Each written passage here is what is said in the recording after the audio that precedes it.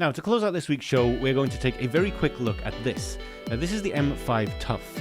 Because if you're not familiar with M5, they make some truly lovely stuff, mostly based around the ESP32. There are a bunch of different modules that are all very easy to use and are designed in different ways.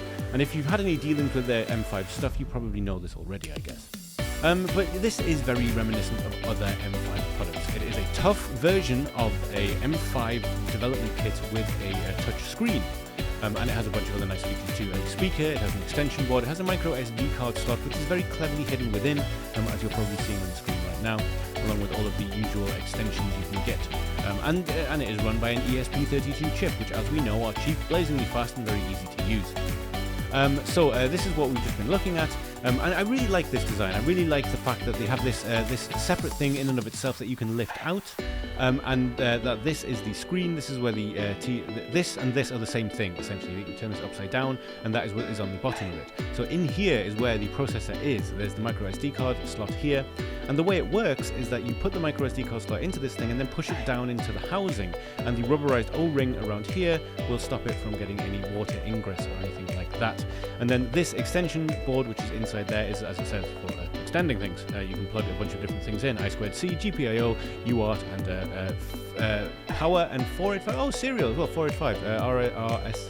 RS485. I cannot speak today, sorry, I've had very little sleep in the last couple of days.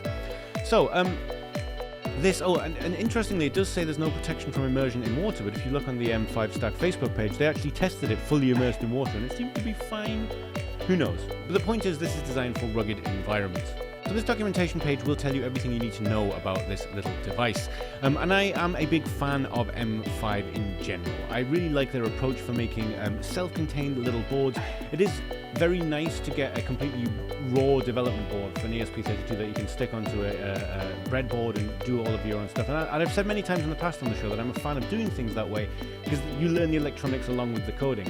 But it cannot be denied that there is a million and one things that I would want to throw an ESP32 at, and just getting an off-the-shelf thing like an M5 stack device would be way easier, the better way to do it in my case. And the great thing about it is they're all Arduino IDE compliant because they're ESP32s. You can use them with Platform IO.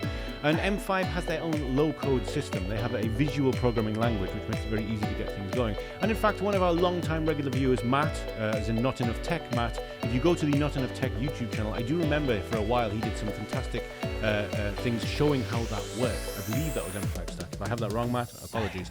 But at least, I suppose I'll still be sending people to your YouTube channel, so I guess it's not the end of the world.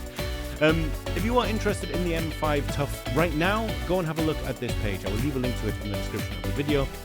So, all of the specifications are here on this page, along with a bunch of technical details. You can even see the schematics of the whole thing here as well. And I am super excited to get my hands dirty with this thing, quite literally, because it is a ruggedized case. There are a million and one things I can think of to throw this at, places I would not want to put a microcontroller usually. And yeah, this is a nice step, I think, to kind of, there's industrial automation on the one hand, and there's us hobby microcontroller people on the other hand. This is a really nice touch. You get a lot of rugged mobile phones that people use, which are designed to be mobile phones, but they're rugged, and now rugged microcontroller enclosures. I like it.